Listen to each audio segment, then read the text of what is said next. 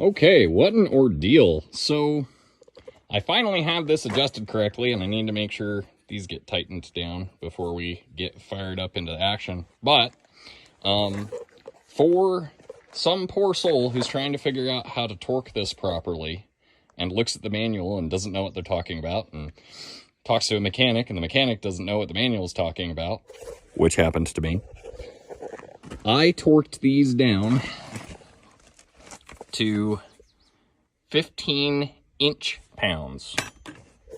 Not foot pounds, inch pounds. Because it doesn't take a lot of pressure distributed along all of these bolts to create the force necessary to get this clutch plate to grab, especially if you've rebuilt the clutch and remachined things so everything's really nice and sticky.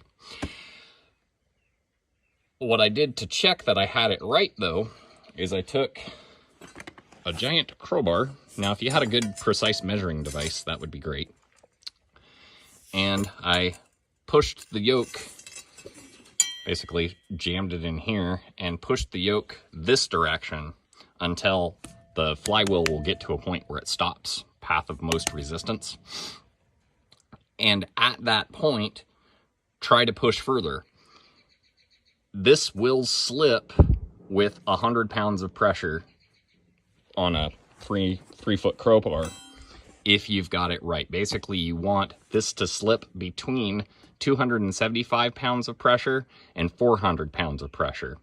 If it slips before that, it's not tight enough. If it slips after that, it's way too tight. Or sorry, you get the idea. It's a torque range. So I hope that helps somebody figure that out in the future. But also, if you're working on the 315 and your needles, these needles are slightly up, it's gonna engage a stop, and that stop will break your shear bolt every time until you pull this part right here. I've seen YouTube videos where you're supposed to pull this part really hard, and pull on that all day on a 315. It ain't gonna happen. Pull down here, and everything should go according to plan at that point.